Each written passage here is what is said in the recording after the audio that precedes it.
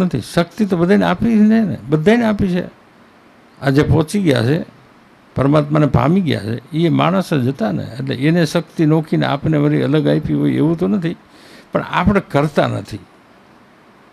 અને આપણે કરશું ત્યારે થાય, એમને તો કંઈ થવાનું નહીં. એટલે વાસ્તવિક મારું કહેવાનો મતલબ એ છે કે આ જન્મ જે છે ને ભાઈ, આ જન્મ દિવસ તો ઠીક છે, પણ જન્મ છે એ જ એટલા માટે છે. કદાચ કોઈ ન સ્વીકારે આપને, એવી અપેક્ષા ના રાખવી, પણ આપણે કરી લીધું તો કામ પતી ગયું. બસ ભાઈ ન સ્વીકારે, બેન ન સ્વીકારે, દીકરો ન સ્વીકારે, દીકરી ન સ્વીકારે, પત્ની ન સ્વીકારે, પતિ ન સ્વીકારે, આવું બની શકે. પણ આપણે જો કરી લીધું ને તો પીતું, તો પછી કાંઈ મહત્વ નથી બીજું. આપણે બધાય આપણને સ્વીકારે એવી અપેક્ષા રાખીએ. બધાય ન સ્વીકારે તો કાંઈ નહીં, એક ભગવાન સ્વીકારી લે ને એવું જીવી જાય તો કામ પતી. જો આપણને ક્યાં સુખ તો ક્યાંય લાગતું નથી. તમે આમાંથી કોઈ એવા ન કહી શકો કે અમે બધી રીતે સુખી છીએ, એમ કોઈ નહીં કહી શકે. હું કામ ના કહી શકે કે આપણે ભગવાનના નથી થયા ને. અને ભગવાનનો જે થાય ને એ તો સુખી જ થઈ જાય. એને ભલે ને ગમે થાય, એનાથી શું ફરક પડે? વરસાદ થાય કે ન થાય એને શું ફરક? એને કામ કેનું છે? ભગવાનનું કામ છે ને. તો આપણે તો એવું નથી, એટલે આપણે સુખ નથી. છે બધું આપણામાં શક્તિ હોય ને તો એક હાથથી 5 મણની ગુણવી પડી લઈ, એક હાથે આમ કંબેમાં નાખી દે. શક્તિનો 2 કિલો આમ ન નખાય. એટલે એ બે માણસ જ છે ને. ફેર શું છે? શક્તિ નથી એમ કહે ને, ઓમાં શક્તિ છે.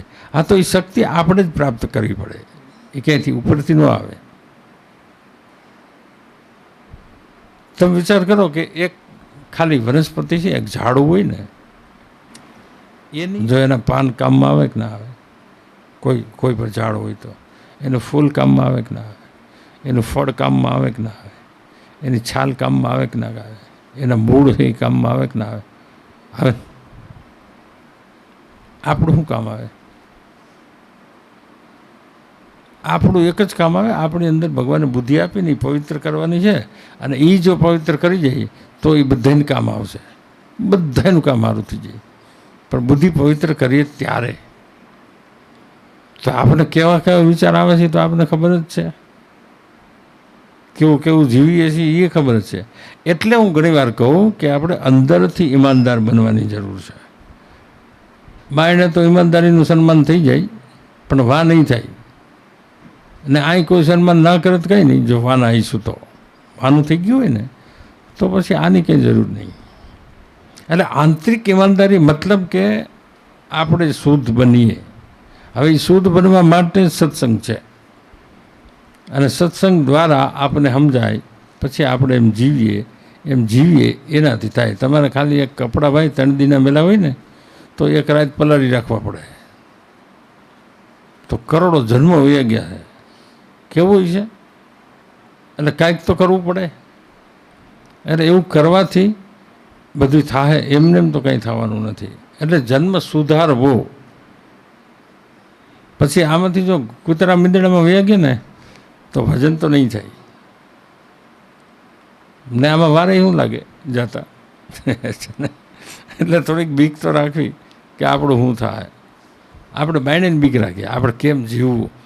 એ તો જેમ જીવાય એમ, એનાથી કાંઈ મતલબ નથી. કેમ કરવું એ જો આપણે શું કરવાનું.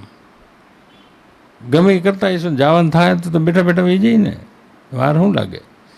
પણ જો ઓલું કર્યું છે ને તો આપણે સંતોષ રહે કે આપણે ઘેરે જ જવાનું છે, હે ને. એટલે સત્ય જીવવું પડે.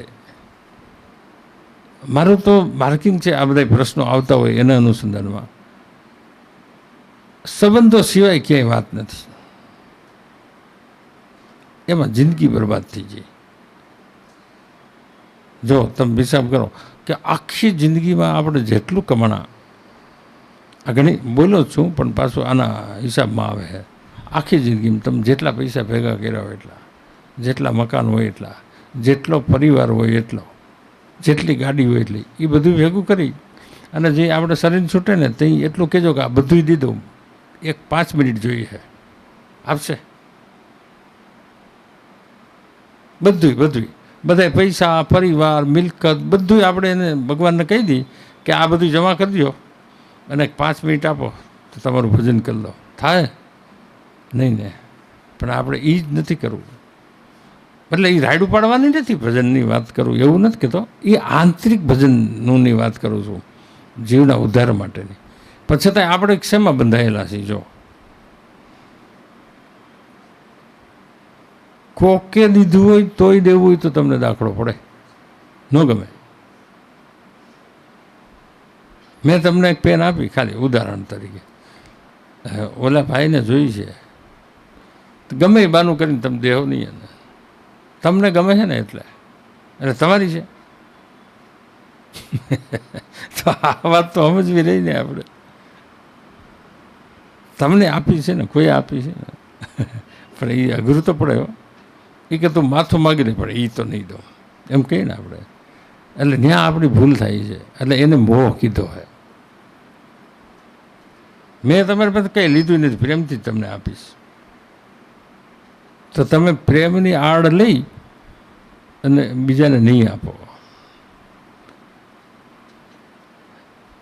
એને પ્રેમ તો આપ્યો હે, પેનની કિંમત નથી કાંઈ. એ પ્રેમ જે તમને મળ્યો છે ને એ તમને કામ કરશે.